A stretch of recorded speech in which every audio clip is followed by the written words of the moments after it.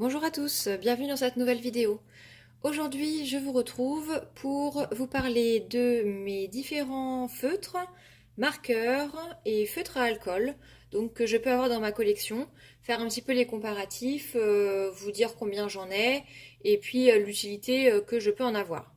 Donc, je n'ai pas de vrai nuancier, moi j'en fais pas pour l'instant.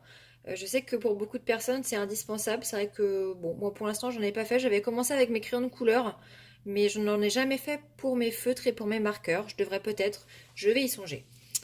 Donc j'ai juste fait là, avant de commencer cette vidéo, une petite feuille où j'ai fait un petit peu des petites démonstrations en fait de ce que rendent les différents feutres. Donc, les premiers feutres que je vais vous montrer, que je possède et ceux que j'ai depuis, je crois, le plus longtemps, c'est les Stabilo Pen 68. Ces feutres-là, tout le monde les connaît. La plupart des gens qui font du coloriage possèdent ces feutres parce que c'est vrai qu'ils ont une mine assez agréable. Ils se comportent très bien sur la grande majorité des papiers qu'on peut retrouver dans les livres de coloriage. Il y a une jolie gamme de couleurs. Ils sont assez peu chers et on peut colorier avec sans faire trop de traces. Et ça, c'est quand même assez appréciable. Donc, moi, ils sont rangés dans une petite tour à rangement que j'ai là à côté de moi. Donc, voilà mes feutres Pen 68.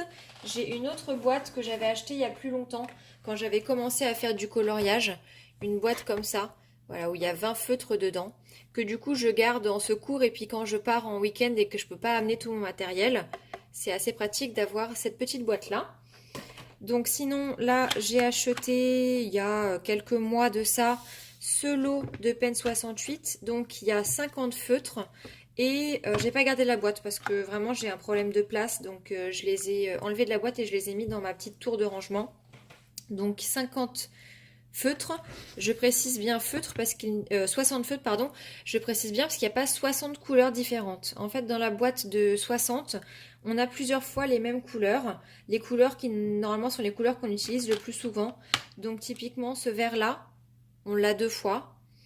Il me semble, si je me trompe pas, que le rouge, alors est-ce que c'est celui-ci? Voyons voir, 80. Alors 48, voilà. Le 48, c'est pareil, on l'a deux fois. Et on a deux noirs aussi, il me semble, et je crois qu'on doit avoir deux bleus, comme ceci, il me semble. Voilà.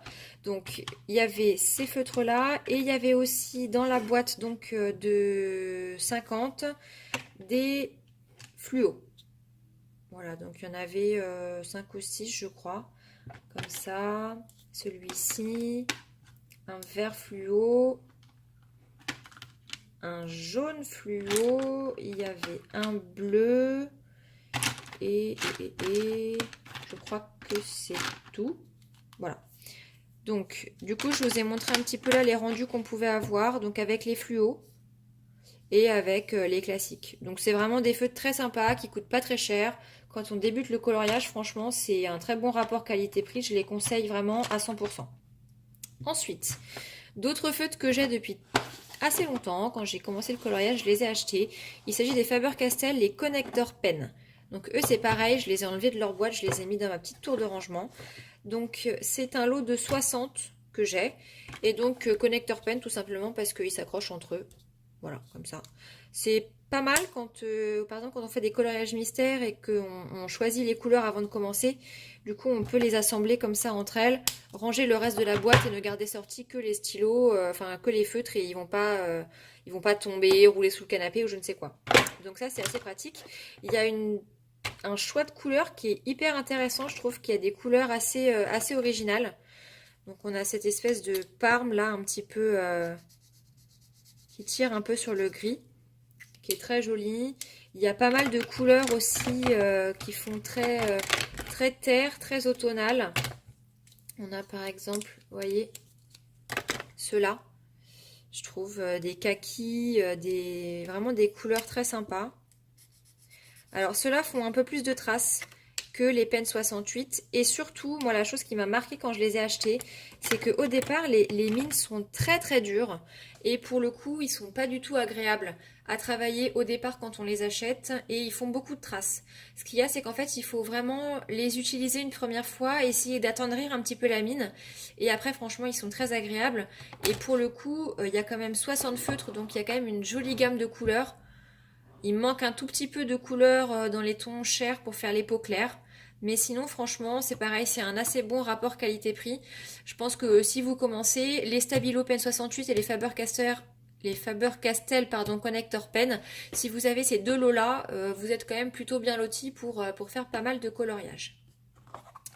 Du coup, comme moi, c'est vrai que je coloriais quand même pas mal au feutre. J'ai eu envie de me faire quand même plaisir et d'acheter, vous le voyez, les Faber-Castell Pitt Artist Pen. Donc j'ai un petit peu craqué, j'ai directement acheté cette boîte-là. Voilà, je n'avais pas fait les choses à moitié, j'ai tout de suite pris la grosse boîte.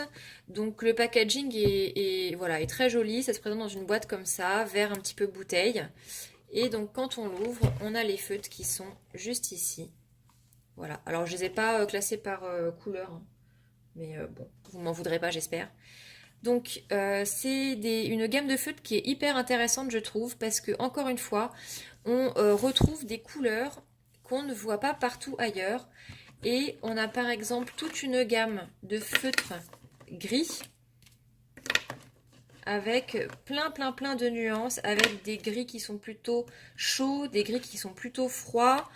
Et je trouve que c'est des nuances qu'on a rarement dans d'autres sets de feutres.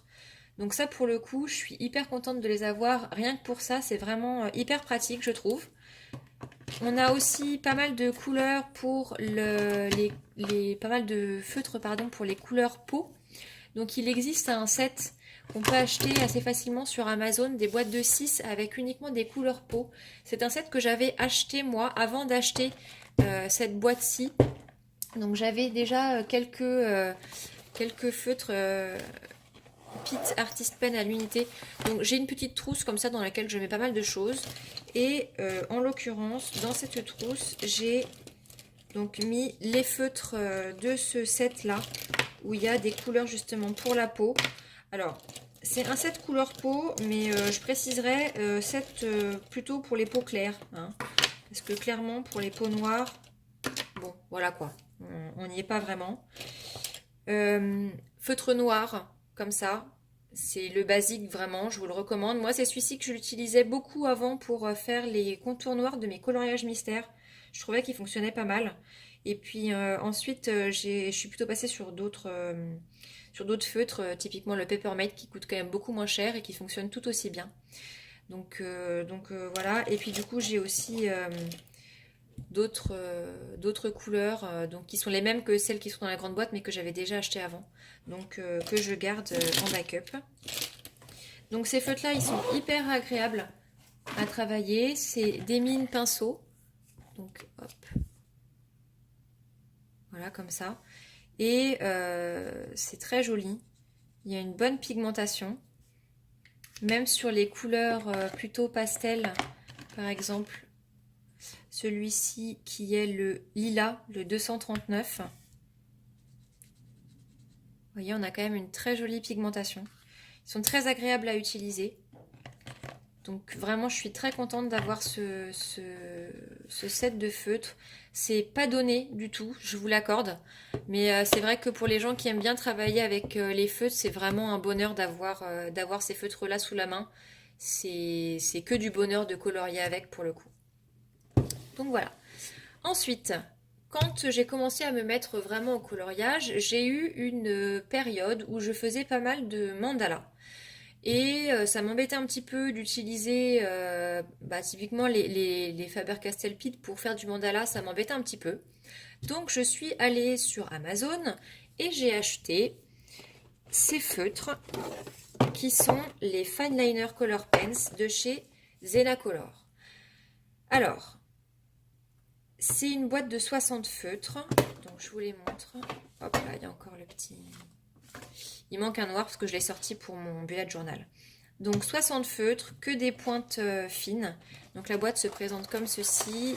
Il y a 2 rangées de feutres. Hop. Alors ils sont sympas, mais je trouve que la gamme de couleurs est pas terrible. Je trouve que au niveau des verres par exemple, vous voyez on a des verres clairs comme ça. Vert un peu kaki, un vert foncé, mais on n'a pas de vert moyen. Je trouve que ça manque beaucoup. C'est quelque chose qui me dérange pas mal dans cette boîte de feutre. Pour le reste, on est plutôt pas mal, même si au niveau des bleus, c'est pareil, il n'y a pas de bleu clair, donc c'est assez limité. Clairement, pour faire du mandala, ça suffit largement. Après, c'est des feutres qui font quand même pas mal de traces parce que du coup, les pointes sont très fines, forcément. Hein, c'est le principe des feutres, c'est des fine liners. Voilà, tout le monde n'aime pas ça. Moi, je trouve que c'est pas mal d'en avoir quand même dans sa collection quand on veut pas utiliser des feutres de meilleure qualité pour faire des tout petits détails. Ça peut toujours être pratique d'avoir ça. Donc voilà, je les ai, ils sont là. Eux, je les ai laissés dans leur boîte. Voilà, je sais que le jour où j'ai envie de faire des mandalas, ils sont là. Donc je vous ai montré là un petit peu le type de couleurs qu'il y avait. Les couleurs sont jolies, hein, mais je trouve que la gamme n'est pas assez étendue. Donc c'est une boîte de 60. Donc voilà ce que j'ai pour mes feutres, on va dire classiques. Ensuite, j'ai, comme toute bonne coloriste, entre guillemets, hein, qui se respecte, des Posca. Donc, les Posca, je les achète soit par lot, donc de 5 ou 6, on peut trouver des lots sur Amazon, ou même j'ai une boutique avec du matériel pour l'art qui les vend aussi en lot, soit à l'unité. Donc j'avais acheté un premier lot avec des Posca dans les tons pastels. Donc je vais vous les sortir. Hop. Je sais plus combien j'en avais exactement. J'en avais 4. Hop, il doit en rester un qui se balade quelque part. Dans ma trousse. Où est-ce qu'il est? Hop, il est là. Voilà, donc j'avais acheté ce premier lot de Posca. Donc les pointes se présentent comme ceci. Voilà, ça c'est le vert clair. Donc ça c'est les pointes PC5M. Donc hop, ce sont les couleurs que je vous ai mis ici. Ensuite, j'ai acheté très récemment, du coup ils sont pas encore déballés, un set de Posca avec des couleurs vives. Donc ceux-là je les ai achetés sur Amazon. Les couleurs pastel je les avais achetés, je vous avais dit, dans la boutique d'art que j'ai pas très loin de chez moi. Hop, ceux-ci je les ai achetés sur Amazon. Vous voyez, ils sont même pas encore déballés. C'est vrai que c'est pas ce dont je me sers le plus, mais j'ai trouvé ça important d'en avoir quand même quand on en a besoin. C'est toujours pratique de les avoir sous la main. Donc c'est pareil, c'est des PC5M. C'est les mêmes pointes. Ensuite, j'ai acheté un très gros Posca noir comme ceci. Donc c'est le PC8K. Donc c'est celui qui est là pour faire les fonds. C'est très pratique. Donc voilà. Et ensuite, je vais avoir... Ah, je ne vous ai pas montré aussi, j'avais l'argenté et puis il doit y avoir un doré quelque part, je ne sais pas où. Donc voilà. Et ensuite, j'ai les pointes pinceau. Donc, comme ça. Donc ça, c'est celui qui est là. Et le même en blanc. Ici. Je ne sais pas si vous voyez grand-chose. Voilà. Ceux-là, je les aime beaucoup. Je trouve qu'ils sont hyper agréables à utiliser. Par contre, pour tout ce qui est...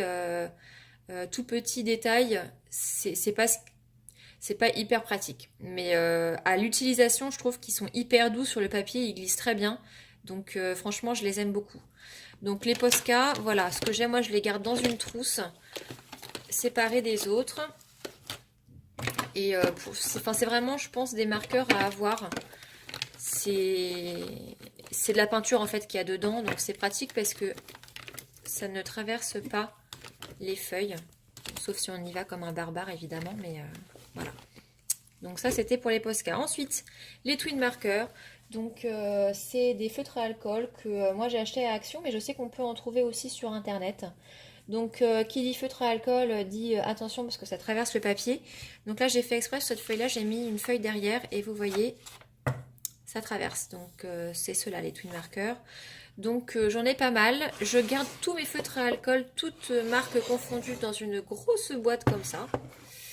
Voilà, donc ils sont tous là. Je les garde bien à l'horizontale parce que du coup ce sont des feutres avec deux embouts. Donc une pointe large comme ceci et une pointe fine. Et si on les garde en fait à la verticale, comme tous les feutres, toute l'encre va tomber d'un côté. Donc pour éviter ça, je les garde tous à l'horizontale. Donc vous voyez, j'en ai une petite, voilà, une petite quantité. C'est des feutres qui coûtent vraiment pas très cher à Action. Le gros inconvénient que moi je leur trouve, c'est que la couleur, je trouve, sur certains feutres ne correspond pas du tout entre ce qu'il y a sur le bouchon et ce qu'on peut avoir à l'intérieur une fois qu'on le dépose sur le papier. Donc c'est un des défauts que je leur ferais. Sinon ils sont pas mal. Je trouve que les pointes sont un petit peu rêches sur le papier par rapport à d'autres feutres à alcool, mais franchement pour le prix, on est quand même plutôt pas mal. Donc du coup je vous ai mis ici quelques exemples de couleurs qu'on peut retrouver dans les twin markers. Ensuite j'avais acheté des graphites, donc qui sont aussi des marqueurs à alcool. Et j'avais acheté un lot de 3 avec des teintes couleur peau claire. Donc ce sont les 3 qui sont ici. Pareil, c'est le même principe, vous avez une pointe qui est plus large là, comme ceci, comme tous les feutres à alcool, et une pointe fine là. Voilà, ceux-là, je trouve que les pointes sont, les mines sont un petit peu plus souples que les twin markers. Du coup, ça gratte un petit peu moins le papier, c'est plus agréable quand on les dépose. Donc, je n'ai que ces 3 feutres-là de chez Graphite, puisque je vous dis, c'est un lot que j'avais acheté pour les teintes couleur peau claire. Et ensuite, pour terminer, toujours au niveau des feutres à alcool, j'avais acheté des feutres chez Cultura.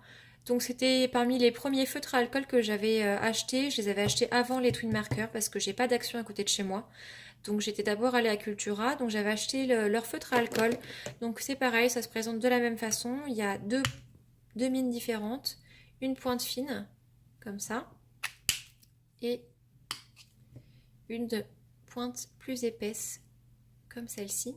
Et donc je vous ai mis des exemples de couleurs qu'on peut avoir ici. Et ceux-là, pour le coup, je trouve qu'ils sont vraiment très très agréables. Je trouve qu'ils n'accrochent pas du tout sur le papier. C'est vraiment un plaisir de les utiliser. Enfin, voilà, moi j'aime beaucoup. Les feutres à alcool, c'est pas ce que j'utilise le plus pour tout vous dire, mais c'est vrai que de temps en temps, faire un petit coloriage avec, c'est sympathique. Après, il faut vraiment faire attention au support qu'on utilise parce que, comme je vous disais, ça traverse le papier. Mais si vous imprimez par exemple vos dessins, ça pose pas de problème. Du coup, vous n'allez pas abîmer le verso du coloriage ou bien le papier qui est derrière, parce que comme je vous disais, ça traverse. Voilà, donc pour ma collection de feutres, de marqueurs et de feutres à alcool. Alors j'ai d'autres feutres, mais que j'ai pas ici avec moi, que je ne peux pas vous présenter, qui sont parmi les tout premiers feutres que j'avais achetés quand j'avais commencé le coloriage. Donc ça commence à remonter un petit peu. Il s'agit des Big Kids, de feutres Stabilo.